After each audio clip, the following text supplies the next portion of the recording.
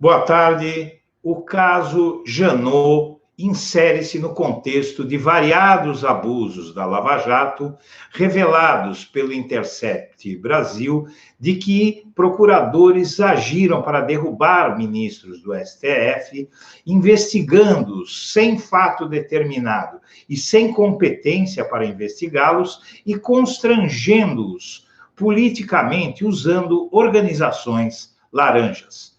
Começa agora, pessoal, mais uma edição do Blog da Cidadania ao meio-dia. E vamos hoje falar de uma guerra para gente grande que começa na República da Banânia, como alguns gostam de chamar, depreciativamente em relação ao Brasil, mas que eu chamo da Botocúndia, né? No que está se transformando esse país. Hoje, agora há pouco, uma notícia do IBGE, antes de mais nada, é uma notícia muito triste, que eu vou ler aqui para vocês, que não tem nada a ver com o assunto principal. Eu estou muito triste com isso que eu vou dizer, tá? Eu acho que todos nós devemos ficar muito tristes, porque isso vai ter um efeito sobre o Brasil pior que uma dezena de bombas atômicas.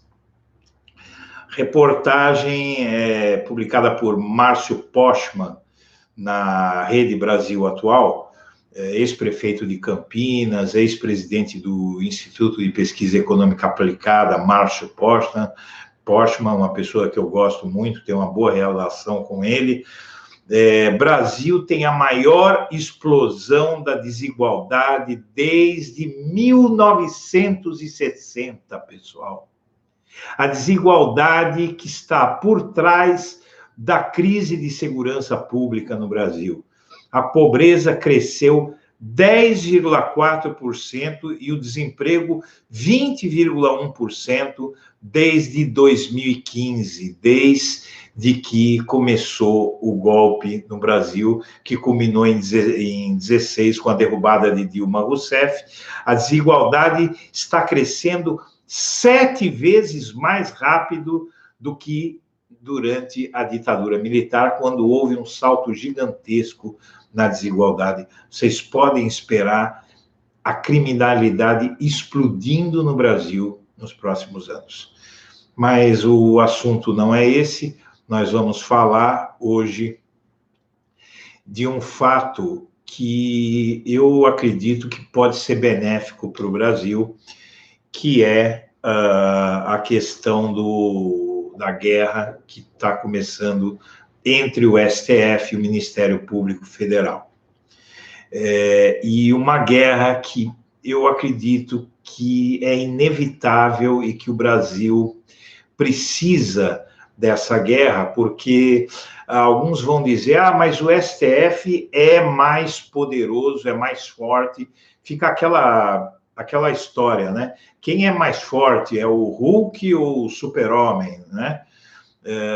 Na verdade, são dois poderes diferentes e o STF, em tese, ele tem poder de execução, não é? Ele tem poder de determinar. O judiciário, ele tem poder de mandar fazer, mandar acontecer, mas o Ministério Público, como eu acabei de dizer, é um poder sem controle. Então, o Intercept Brasil, ele semeou essa guerra que está começando entre instituições, mas o caso Janot, ele convenceu o STF de que é preciso fazer alguma coisa, colocar um freio no Ministério Público, e quando você fala em Ministério Público, você está falando da Lava Jato, e mais especificamente de Deltan Dallagnol e Sérgio Moro, que eles se tornaram poderes acima dos poderes. Como a gente lembra, em um dos casos mais impressionantes que eu já vi, em quase 6 décadas, praticamente mais 2 meses eu completo 6 décadas de vida neste planeta, e eu nunca ouvi falar de um caso como aquele desembargador Favretto, do TRF4, que é o Tribunal da Lava Jato, em segunda instância, em que o desembargador determinou a liberdade do ex-presidente Lula durante a campanha eleitoral, e o Sérgio Moro, um juiz de primeira instância, sai das férias fora do Brasil, de férias, de fora do Brasil, ele conseguiu impedir que a ordem de uma instância superior da justiça fosse cumprida. Isso fez do Brasil uma republiqueta bananeira, porque um país tem que ter instituições, tem que ter ritos legais, tem que ter ordem, tem que ter poderes que funcionem de acordo com regras. Onde as competências invadem umas as áreas das outras, onde, por exemplo, um juiz de primeira instância pode cassar a decisão de um juiz de segunda instância, meus amigos, isso é uma zona, isso é um bordel, isso não é um poder judiciário. E tanto que o poder judiciário brasileiro está mundialmente desmoralizado por coisas como essa. Então, uma das coisas que eu acredito que coloca o Brasil numa situação de terra sem lei, sem regras, né? Você não sabe quais são as regras do jogo no Brasil, e o judiciário, ele condena sem provas, o Ministério Público acusa sem provas, e eles acusam quem eles querem, protegem quem eles querem. Então, isso tem gente que acha que isso é bom para a democracia, que os inimigos deles sejam, os inimigos políticos dessa gente, sejam caçados à margem de qualquer parâmetro legal. Na verdade, o que acontece hoje no Brasil é que os bolsonaristas, os sei lá o que, os moromínios, né? Moronistas, né? Que hoje você tem os bolsonaristas e os moronistas, os bolsomínios e os moromínios. Esses grupos políticos, que eles se fundem em um só, mas divididos em dois hemisférios, né? Bolsonaristas e moronistas, esses grupos, pelo menos a militância desses grupos, que o apoio político desses grupos na sociedade, os setores da sociedade que sustentam ainda esse grupo político de Moro e Bolsonaro, essas pessoas acham que para prender os inimigos, aqueles de quem eles não gostam, vale tudo e vale violar a lei, qualquer parâmetro legal, qualquer regra, não tem regra. Não tem prova, condena sem prova, joga na cadeia sem prova. Então, pode fazer o que quiser, com o meu inimigo vale tudo, comigo tem que seguir a lei. E isso, como a gente sabe, a história da humanidade bem demonstra, isso não existe. Por isso que um iluminista, o pensador iluminista Barão de Montesquieu, já dizia que a injustiça que se faz a um é uma ameaça que se faz a todos. Quando você começa a violar o Estado de Direito, as garantias constitucionais, os direitos de um cidadão, você está violando o direito de todos. Pode ser que, por uma conjuntura política, você só vai violar, naquele momento, os direitos dos petistas ou simpatizantes do PT. Porém, lá na frente, o jogo muda, e aí as violações vão acontecer do lado de lá contra o lado de cá. E aí o país se torna um lugar incivilizado, como é hoje o Brasil, um país que está perdendo credibilidade no mundo inteiro, um país que está empobrecendo dia após dia, porque também esse grupo político que está no poder, ele acha que você tem que enriquecer os ricos e empobrecer a população para que os ricos ganhem.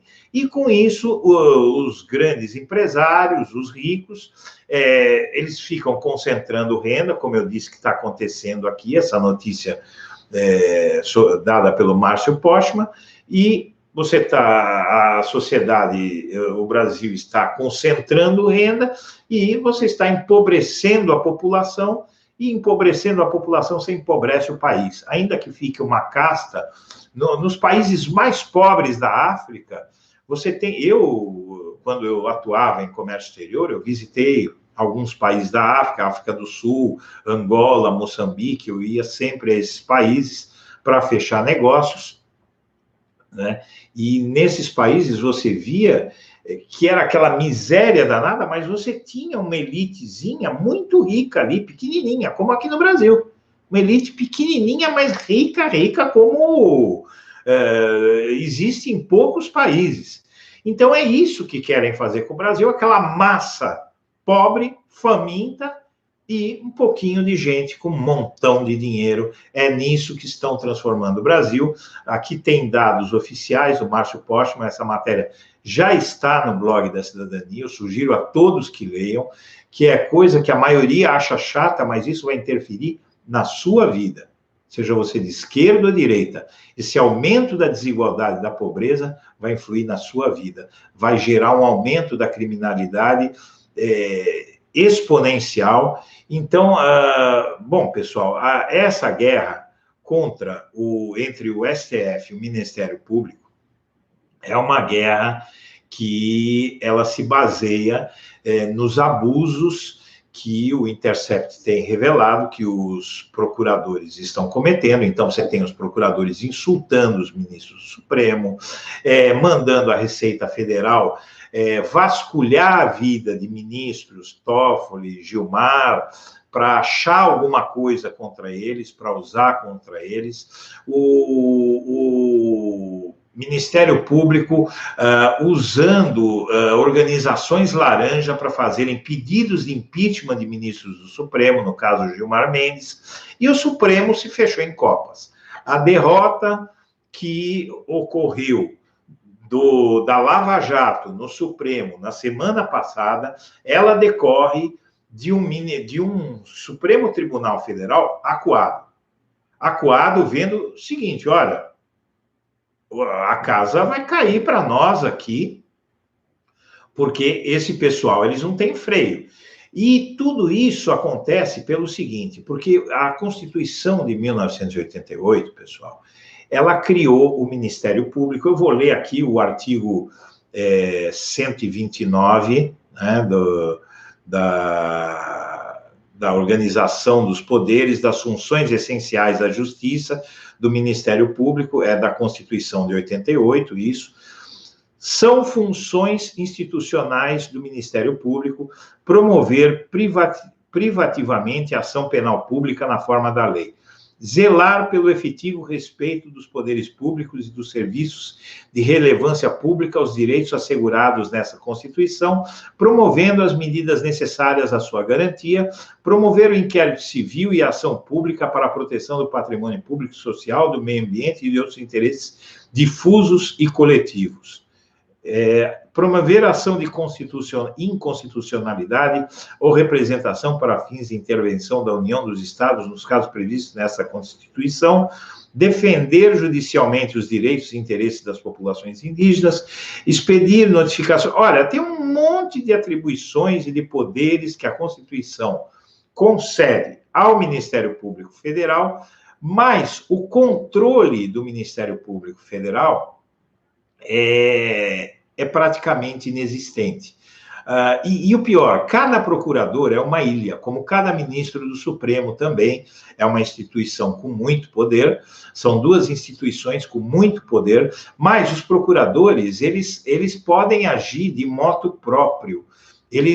O chefe do Ministério Público, que é o Procurador-Geral da República, ele não tem um poder de dizer o que vai ser investigado, o que não vai ser investigado, e de controlar Procurador-Geral da República é um super procurador que tem mais poder que os outros procuradores, mas ele não é um fiscal de cada procurador. Então, o Ministério Público é uma instituição atomizada, ou seja, ela é composta de vários átomos, cada procurador é um procurador, ele tem os seus poderes ali, ele pode promover investigações, tem 1001 coisas que ele pode fazer de iniciativa própria, e o controle do Ministério Público, os órgãos de controle, o Conselho do Ministério Público, o Conselho Interno do Ministério Público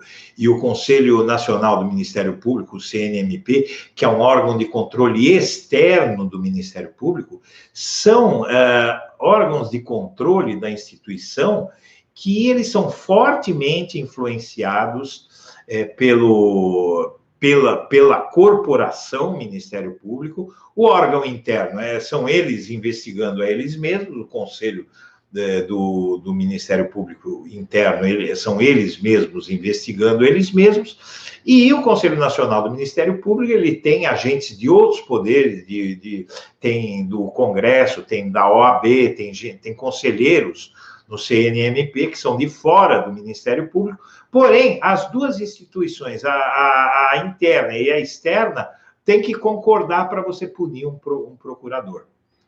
Então, quer dizer, é bem difícil, a punição dos procuradores é bem complicado. O Dallagnol, vocês vejam que ele está se amparando nisso, porque no CNMP já a barra dele está pesando, porque o Congresso andou recusando, porque o Congresso, o Senado tem que aprovar os conselheiros do CNMP, andou rejeitando, colocando outros que sejam menos Dallagnol, menos apoio lavajatistas, né? Menos lavajatistas, e isso não é suficiente, porque esse monstro que foi criado, ele não tem controle, e a gente vê procuradores ganhando fortunas. Faz pouco tempo, nós vimos o áudio aí de um procurador reclamando que só o salário de 24 mil reais que ele recebe é uma miséria, que ele não sabia como é que ele ia viver só com 24 mil reais, porque devido a uma série de penduricalhos que ele consegue no Ministério Público, o salário dele beirava 99 mil reais, né? Então, é uma instituição de elite, formada por filhinhos de papai, tem muita influência familiar. O pai era do Ministério Público, ele indica o filho, e é uma elite branca, uma elite que pôde estudar, pôde se dedicar. O Eugênio Aragão, ex-ministro da Justiça, ele explica muito bem.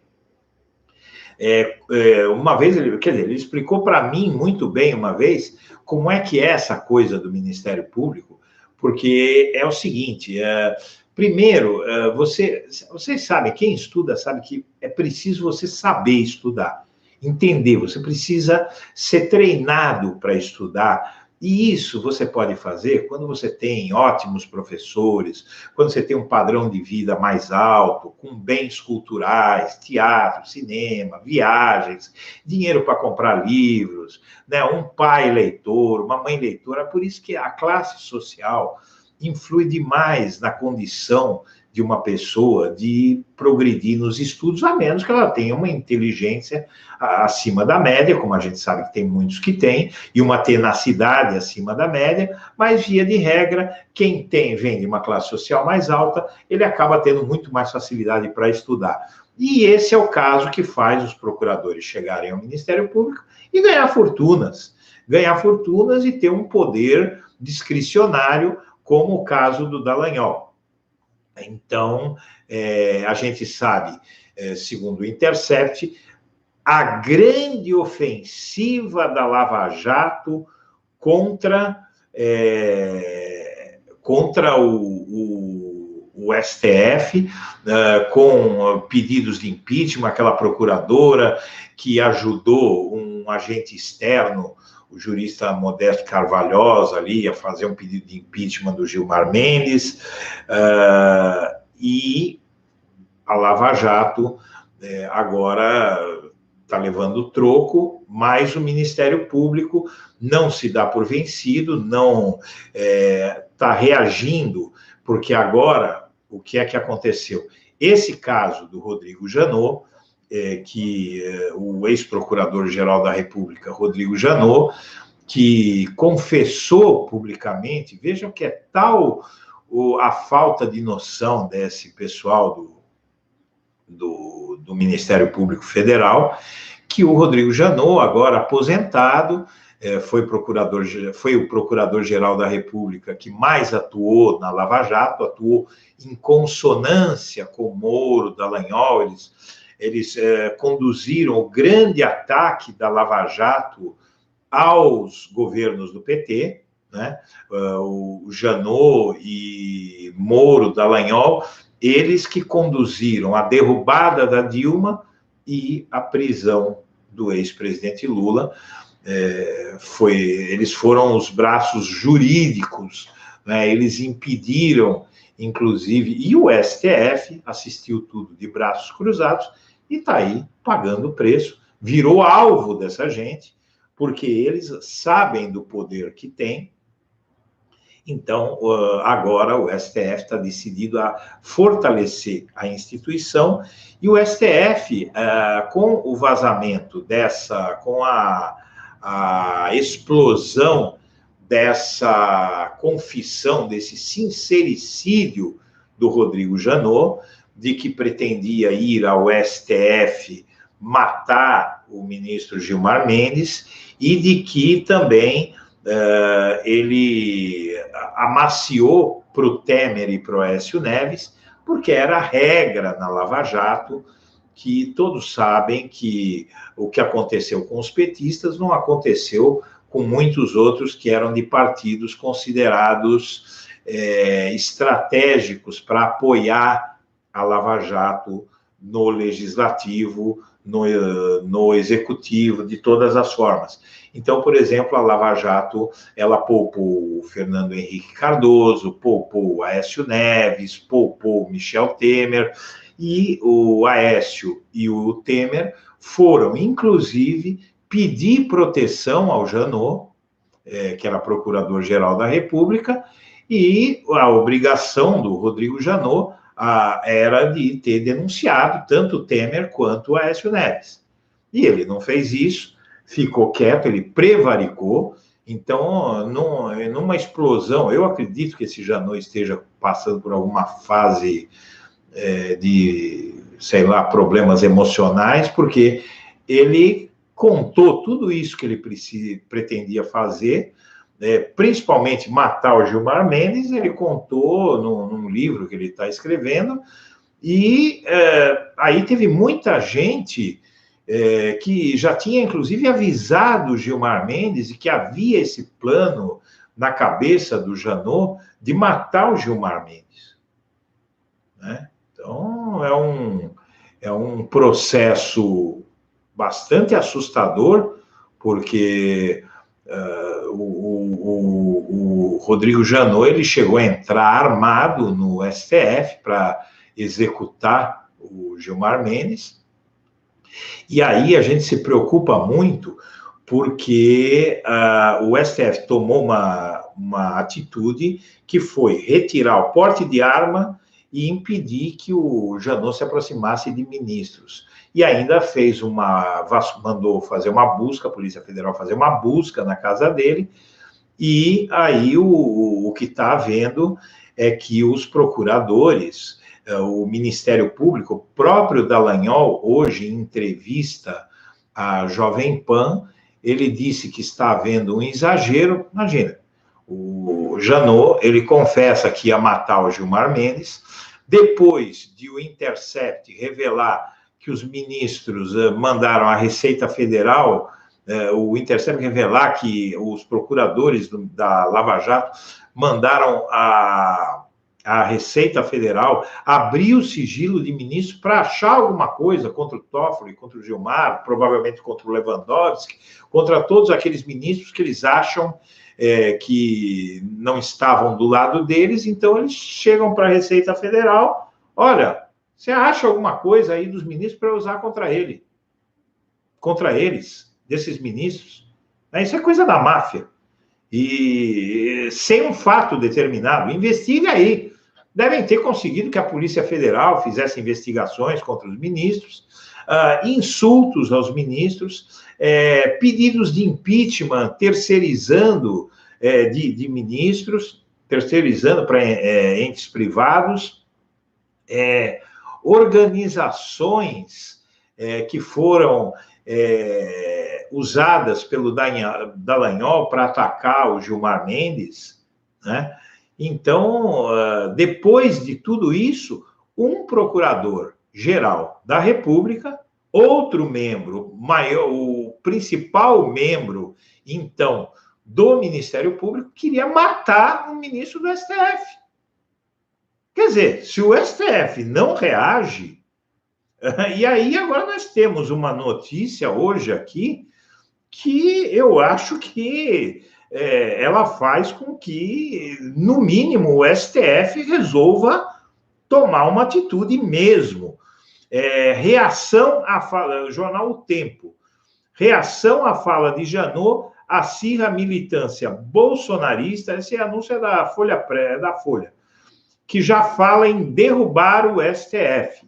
Agora, às 10h14, o episódio narrado por Rodrigo Janot, que planejou matar o ministro Gilmar Mendes, do Supremo Tribunal Federal, e a reação subsequente da Corte de ordenar uma busca e apreensão contra o ex-procurador-geral da República, se tornaram combustível nas redes para novas manifestações contra a cúpula do Judiciário.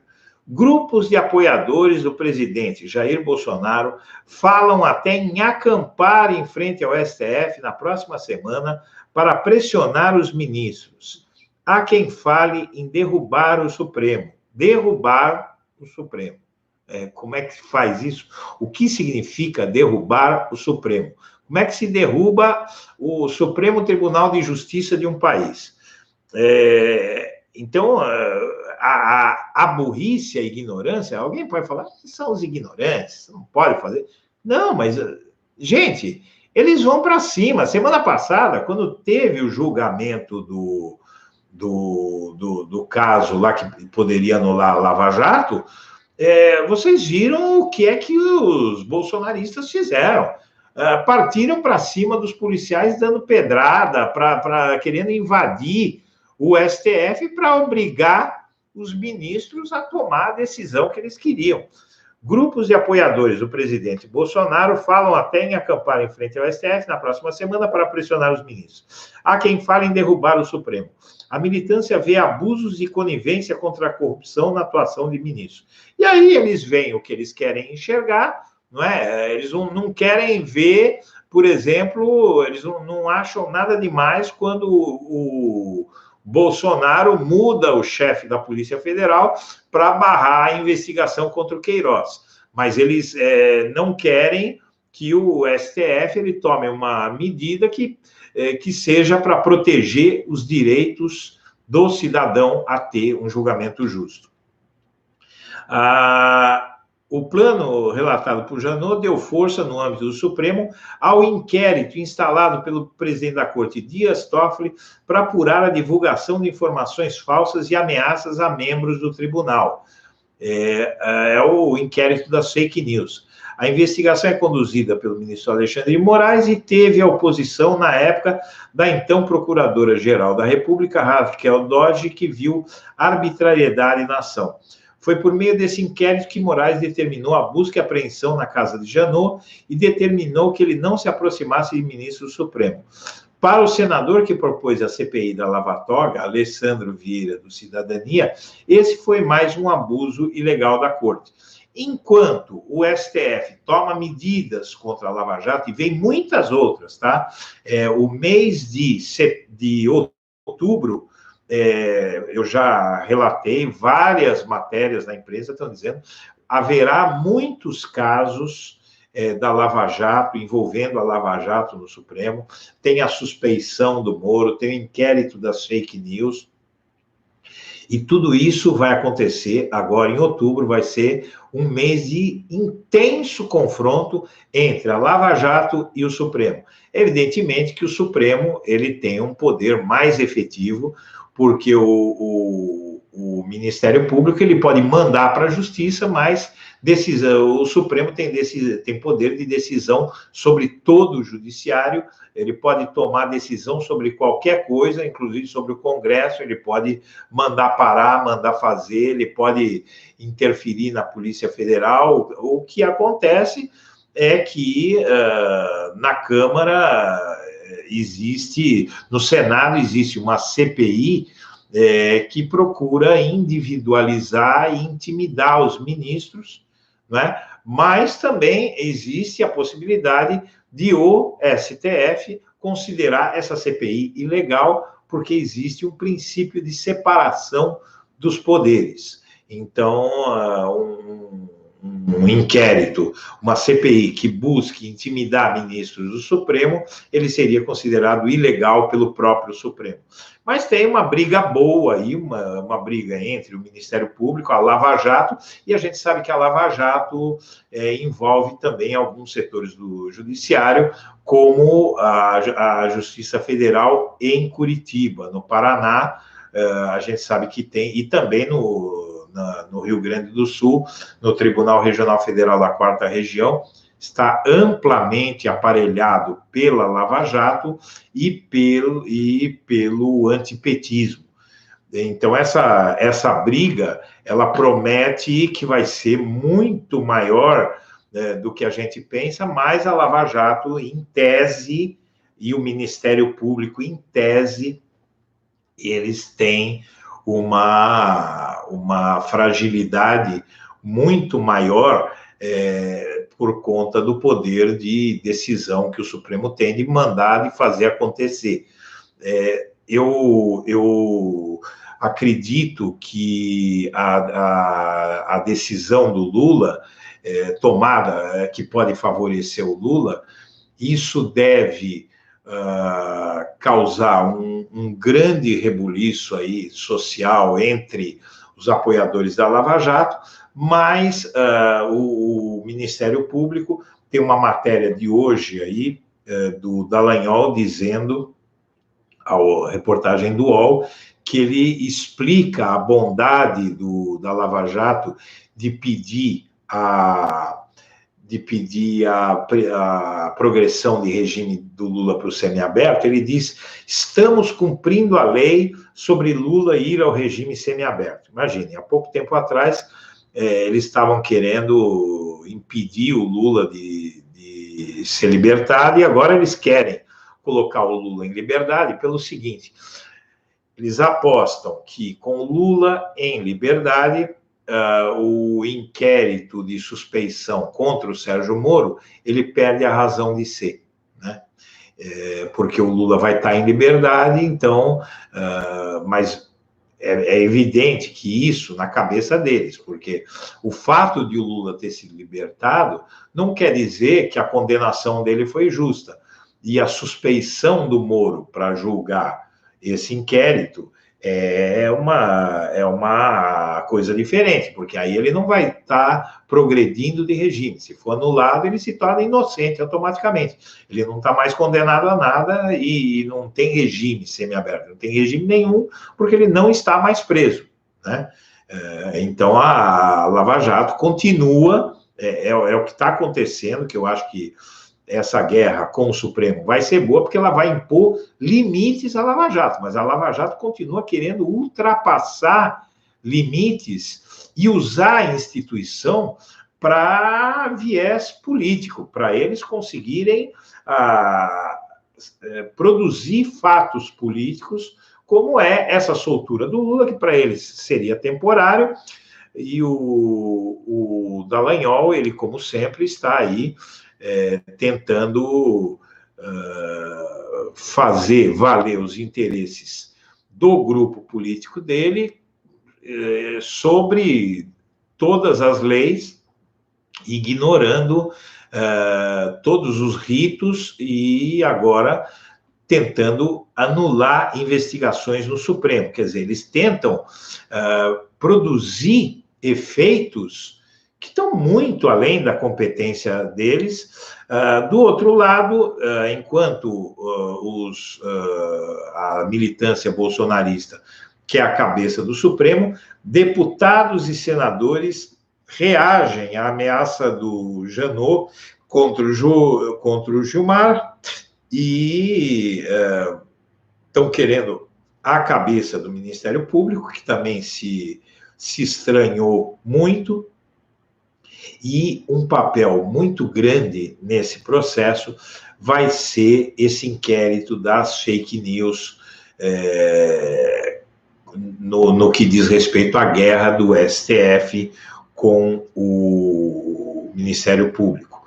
A gente tem aqui o que surgiu, uma matéria do jornal É o País, o que surgiu como uma aparente tentativa de promoção de um livro de memórias virou caso de polícia. Um dia depois de o Procurador-Geral da República, Rodrigo Janot, revelar em entrevistas que pensou em matar o ministro do Supremo Tribunal Federal, Gilmar Mendes, a Polícia Federal foi bater em sua casa e em seu escritório, ambos em Brasília. De acordo com o site jurídico Jota, foram apreendidos uma pistola, 3 pentes de munição, um celular e um tablet. Tudo isso foi determinado pelo ministro do STF, Alexandre de Moraes, e após a publicação das entrevistas em que Janot relatou que entrou armado para atirar em Gilmar e depois se matar, Moraes determinou não apenas a apreensão, porque as declarações de Janot sinalizam a necessidade de medida para verificar a eventual existência de planejamento de novos atos atentatórios a Gilmar Mendes e às dependências do Supremo. Em abril, a então procuradora Raquel Dodge pediu o fechamento do inquérito das fake news, utilizado agora para reagir às declarações de Janot. Ao negar o pedido, Alexandre de Moraes explicou que o objeto desse inquérito é claro e específico e consiste na investigação de notícias fraudulentas, fake news, falsas comunicações de crime, denunciações caluniosas, ameaças de demais infrações revestidas de ânimos caluniandi, difamandi ou injuriandi, que atinjam a honorabilidade institucional do Supremo e de seus membros, bem como a segurança destes e de seus familiares quando houver relação com a dignidade dos ministros. Pessoal, nós temos aí o caso de um juiz, Ali Mazloum, que encerrou um inquérito do Ministério Público contra o Lula. Ele mandou arquivar esse inquérito proposto contra o Lula pelo Ministério Público, e esse Ali Mazloum, ele deu entrevistas e dizendo que ele foi vítima do Ministério Público, porque o Ministério Público realmente ele age no ímpeto condenatório. O Ministério Público é o promotor público. A gente vê isso muito em Hollywood. Eu assisti agora há poucos dias uma série em que um procurador lá dos Estados Unidos, ele encarcerou meia dúzia de garotos negros que foram acusados pelo estupro de uma mulher no Central Park, em Nova York, e precisava haver um culpado e uma promotora pública, uma procuradora, como os nossos, porque lá os promotores públicos são eleitos pela comunidade, e ela queria se reeleger, queria ganhar poder político, como o Dallagnol, por exemplo, e aí ela encarcerou, ela fez uma acusação torpe, fez um monte de armações contra os garotos e encarcerou esses garotos negros porque era crível para aquela sociedade. Isso foi nos anos 70, né? Ela encarcerou, 70, 80, ela encarcerou aqueles garotos e eles ficaram 15 anos presos, alguns deles cresceram na cadeia, e por uma denúncia falsa de uma promotora que queria fazer exatamente isso que o Dallagnol está fazendo. Pessoal, é mais velho que andar para frente. Promotor público querendo ganhar poder, querendo ganhar projeção política, para lá na frente virar político. A gente vê o Witzel, governador do Rio, é um membro do Ministério Público, que trilhou esse caminho de ser sensacionalista, de promover linchamentos, e ele se tornou governador do Rio. Então, esse caso do Janot, ele acirra a guerra, e aqui ele acirra a guerra entre o STF e o Ministério Público, porque faz, finalmente, o STF decidir que tem que ir para cima. E já devia ter ido para cima. Isso é uma coisa, pessoal, que seja como for, favorece o ex-presidente Lula. Por que favorece o ex-presidente Lula? Porque o Supremo sabe que a Lava Jato e o Ministério Público, eles agiram politicamente contra o Lula. Então, tudo isso que aconteceu está tendo um efeito muito grande em cima do caso do Lula, porque ele acaba sendo beneficiado, e eu acredito que ele vai ser muito mais beneficiado por essa guerra, porque aí está chegando aí a data de julgamento do pedido de habeas corpus do Lula, por conta de que o Sérgio Moro seria suspeito para julgar o Lula. Então, na verdade, o que está em jogo? Um habeas corpus para o Lula com base em uma decisão do STF de que o Moro seria suspeito para julgar o Lula porque ele teria lado, ele teria interesses políticos. E aí tem uma quantidade enorme de provas, a gente viu que a interferência do material do Intercept no STF. Essa anulação dos casos da Lava Jato que aconteceu no Supremo, ela não veio do nada. Ela veio das agressões da Lava Jato aos ministros do Supremo. E vai continuar.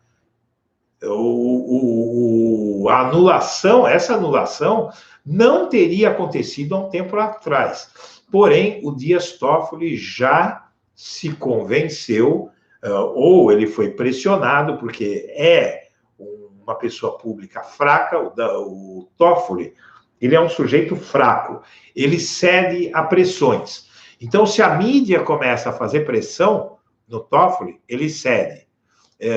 Ele, por exemplo, tinha censurado uma matéria do antagonista contra ele, uma matéria, inclusive, criminosa do antagonista, caluniando, e ele tinha censurado essa matéria, e aí eu já discordo, porque ele deveria deixar publicar a matéria e tomar as medidas. Processar o antagonista, que prove e tal, e se defender, né? Censura nunca é o melhor caminho para nada. Mas o Toffoli, ele é um homem público que ele tem medo, e quando ele reage desmedidamente. No caso do Rodrigo Janot, eu acho que foi muito acertado o que eles fizeram, porque o comportamento do Rodrigo Janot, as coisas que ele diz, denotam que é uma pessoa perturbada, uma pessoa que não está no controle das suas faculdades mentais completas, né? Então, eu acho que precisa fazer. E o Lula, ele não cansa de está colhendo um benefício atrás do outro, por conta dessa guerra entre Lava Jato e STF. Tem uma notícia aqui que o TRF4, ele pediu arrego. Veja só, essa notícia aí é bem interessante, porque como eu vinha dizendo aqui, né, eu não gosto de ficar falando isso, pessoal, que parece que eu quero ficar, eu tinha razão. Não é isso. Não é isso. É que a gente fala aqui, e você tem muita gente que, quando você fala alguma coisa aqui, sai dizendo por aí, ele não sabe o que está falando, ele está falando besteira. Eu falei, olha, o STF vai dar uma lavada, nesse caso aí da anulação da Lava Jato, vai dar uma lavada porque o STF estava em ponto de bala.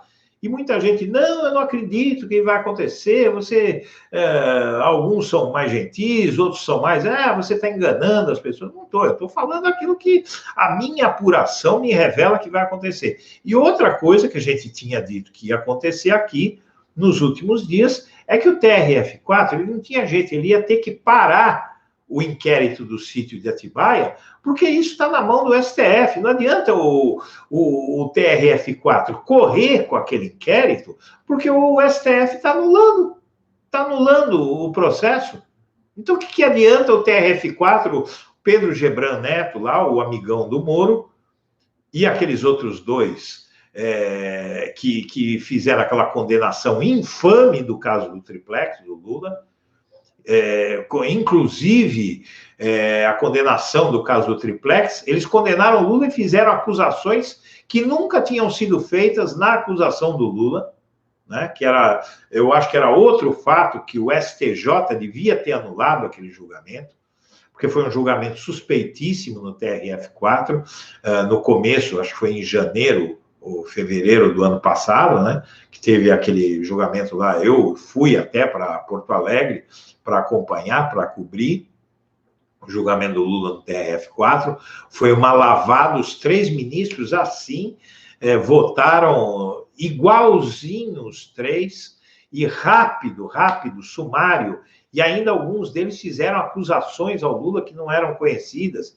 Então, o TRF4 agora estava correndo para condenar o Lula pela segunda vez no caso do sítio de Atibaia, para impedir que ele fosse para o semiaberto, que agora virou um objeto de desejo da Lava Jato, que o Lula vá para o semiaberto, para que não seja tudo que o Moro fez anulado, pelo menos no caso do Lula. Porque se o STF fizer essa anulação, for julgar aquele habeas corpus do Lula, que pede o habeas corpus por suspeição do Moro, o Moro vai anular todos os casos do Lula. Então, a tese do Ministério Público Federal, para tentar salvar, não é nem para salvar o Moro, viu? É para salvar a condenação do Lula. A tese do Ministério Público é a seguinte: já que o Lula está no semiaberto, então não precisa mais julgar o habeas corpus dele. Se não precisa julgar o habeas corpus dele, aí acaba não julgando a suspeição do Moro e não anula o julgamento inteiro do Lula. Vocês entenderam a jogada do Ministério Público? Para ele está ótimo, né? Para a lei, para o Estado de Direito, está uma droga. E aqui já produziu o primeiro efeito. A matéria da coluna Painel da Folha de São Paulo. De hoje. O julgamento do ex-presidente Lula no processo do sítio de Atibaia não deve ocorrer antes do final de outubro. Se ocorrer, evidentemente. Integrantes do TRF4 dizem que a discussão sobre o recurso do petista só será marcada depois que o Supremo terminar de analisar tese que pode anular sentenças da Lava Jato, inclusive a que trata desse caso na primeira instância. Então, o TRF4 acaba, estou dando em primeira mão para quem não leu o jornal, né? E ela ficou escondida, essa matéria, no jornal. Eu vi que ninguém deu, nem a equipe lá do Blog da Cidadania notou isso aí. Eu achei, enquanto eu preparava a pauta, está aí no meio de uma notícia sem manchete, uma notícia publicada assim, de fininho, sabe? Que o TRF4 paralisou o caso do sítio de Atibaia, está parado. E vai ficar parado até ver o que é que vai acontecer. E eu digo o seguinte: não vai ser até o final de outubro que vai julgar o Lula, porque vai voltar para a primeira instância. O caso vai voltar. Não tem como, os ministros não vão deixar isso ir para frente, porque é justamente o cerne de tudo isso. Esse corpo do STF não vai deixar ir para frente. Só se fizerem alguma chantagem, alguma coisa muito estranha acontecer, mas não tem o que fazer. O que eles precisam fazer é o seguinte: olha, ele tem aqui uma matéria que são as 4 opções do STF para anular. É da Miriam Leitão, isso no Jornal Globo, tá?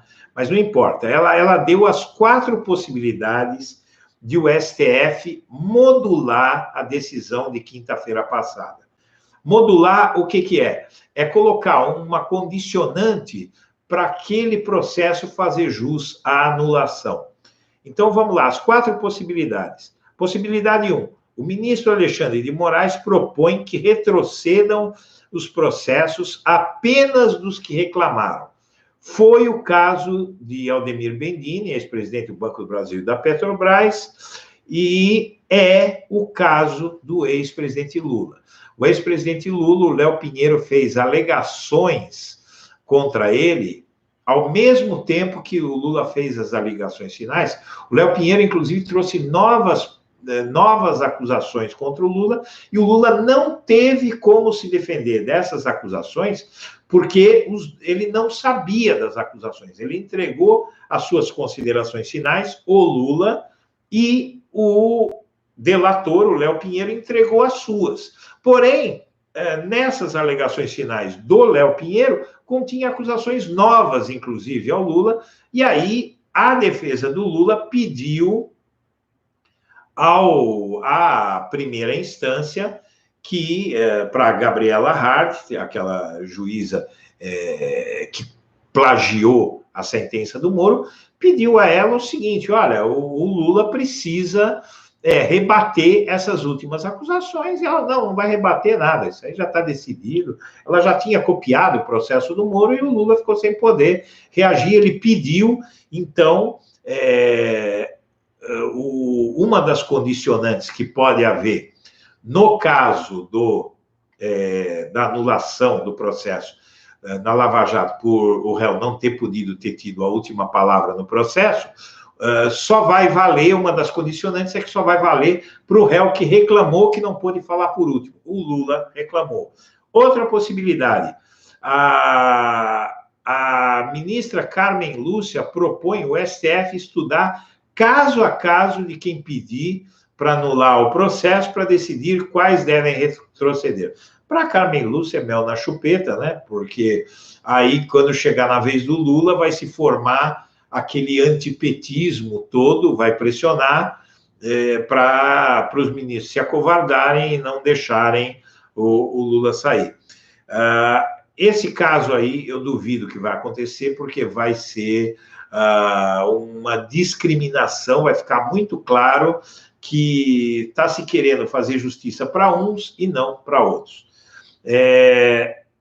O outro, Barroso, o advogado da Globo, o cúmplice da Lava Jato, ele quer que a interpretação só valha daqui para frente. Então, quem foi para a cadeia porque teve seus direitos violados lá atrás, que continue na cadeia. E, por último, a proposta mais radical, diz a Miriam Leitão, da Globo, é que anule tudo e acabou, e vamos começar tudo de novo. E aí, pelas informações, porque estão fazendo terrorismo, que ia soltar Eduardo Cunha, Cabral, e não é, são 32 ações que seriam afetadas diretamente se anulasse tudo indiscriminadamente. A minha opinião é de que o que vai valer na Lava Jato vai ser o critério de quem pediu para falar por último e não lhe foi dado o direito de falar por último. Eu acho que isso é perfeito, porque se o sujeito pediu, é porque ele tinha alguma coisa a dizer. E você não pode impedir que o réu, ao menos, se defenda, né? Ele não vai interferir na cabeça do juiz. Mas o direito é ele dizer, depois dele ter sofrido acusações de um delator, dele ir lá e contrapor aquelas acusações do delator que ele nem sabia quais eram, isso é um direito fundamental do homem. Está na Declaração Universal dos Direitos do Homem, né? Então, eu acho que não tem muito o que fazer. Bom, pessoal, é isso. Essa guerra promete, está começando. Já está aí a notícia da Folha de São Paulo. O TRF4 acaba de paralisar o caso do sítio de Atibaia de novo. Essa é a grande notícia que eu trago aqui para você. Minha amiga, meu amigo, eu agradeço a atenção. À tarde, nós vamos ter vídeo gravado e amanhã estou aqui a meio-dia para conversar com vocês. Eu agradeço a atenção e um abraço para todo mundo.